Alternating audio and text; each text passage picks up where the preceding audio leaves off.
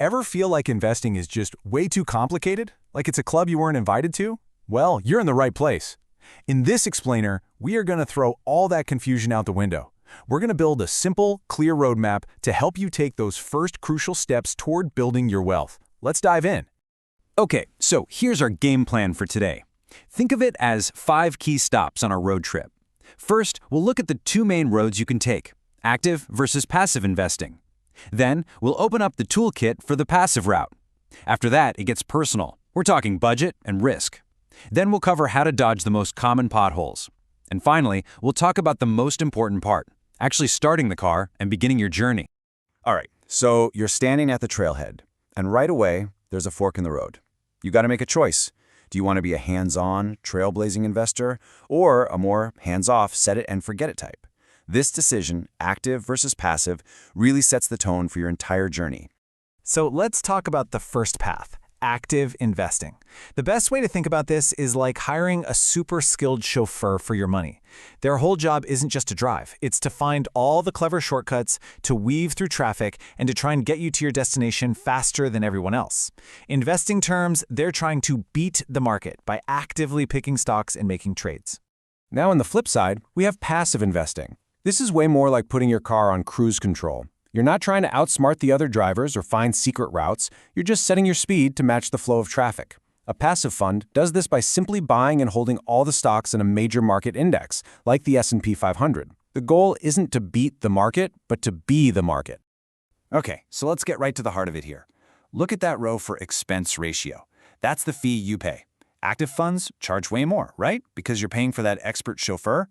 But here's the kicker. Study after study shows that something like 90% of those expert drivers fail to beat a simple index fund over the long run. So you're often paying a premium price for what turns out to be below average performance. Passive funds, though, they're automated, they're cheap, and they give you the market's return, plain and simple.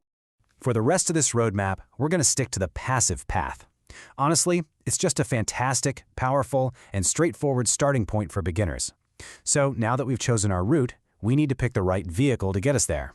And one of the most popular, reliable vehicles out there is the Exchange-Traded Fund, or ETF. Just think of an ETF as a basket. Instead of buying one single apple, you can buy a whole basket of different fruits all at once.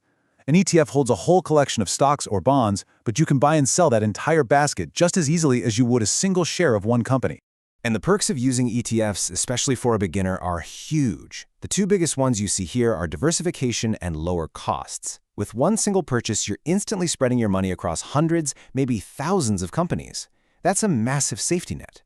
And you get all that built-in safety for a super low fee. It's a win-win. Now you also hear about index funds. They're like the cousin to ETFs, very, very similar. They both let you buy a slice of an entire market index for a really low cost. The main practical difference is how they trade. ETFs trade all day long like stocks, while index funds only trade once at the end of the day. But honestly, for a long-term investor, either one is an absolutely fantastic choice. Don't sweat the small stuff here. Okay, so we've picked our vehicle, a nice, reliable ETF or index fund. But before we hit the gas, we need to know 2 things. How much fuel do we have in the tank, and what kind of driver are we? This is where your personal situation comes in. The best investing plan in the world is useless if it's not tailored to your budget and your comfort with risk. When it comes to budget, here's a super simple but really powerful place to start, the 50-30-20 rule. The idea is, after taxes, half your income goes to your absolute needs, rent, food, bills. 30% goes to your wants, the fun stuff, and that last 20%, that's for your future. That's for saving, paying off debt, and yes, that's where your investment money comes from. It gives you a clear, consistent target. Knowing your budget is the logical part, but the other half of this is all emotional. It's about how you're going to feel when the road gets bumpy, because trust me, in investing, there will always be bumps.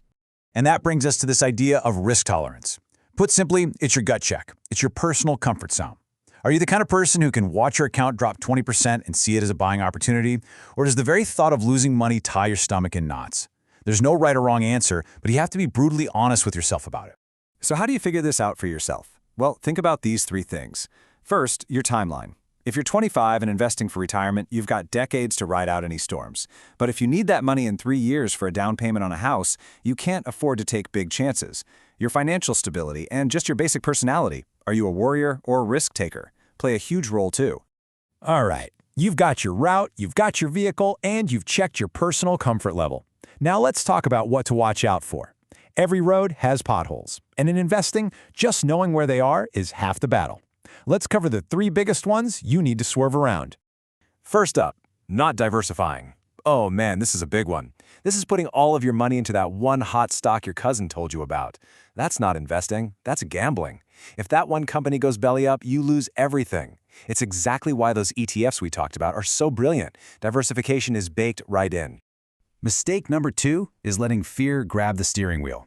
The market will have bad days, bad weeks, even bad years. That's a guarantee. And when it happens, your gut reaction will be to hit the brakes and sell everything. But selling in a panic is the worst thing you can do. It takes a temporary, on-paper loss and makes it a real, permanent loss.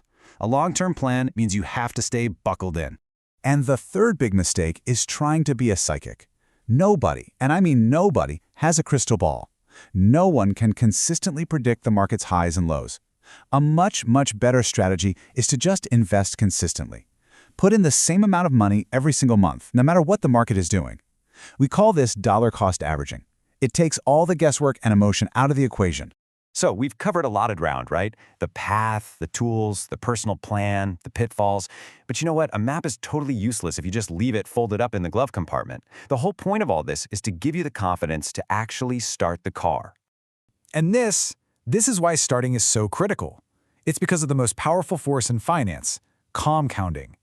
It's the magic of your money making babies, and then those babies grow up and have their own babies. It's your returns earning their own returns. It creates this incredible snowball effect. The longer you let that snowball roll down the hill, the bigger it gets. Time is your single greatest asset as an investor. So if you take only one thing away from our time together, let it be this. Start now. Not when you have more money, not when you know more, now. You don't need to be perfect. You just need to begin. So looking at everything we've mapped out, I'll leave you with this question. What will your first step be?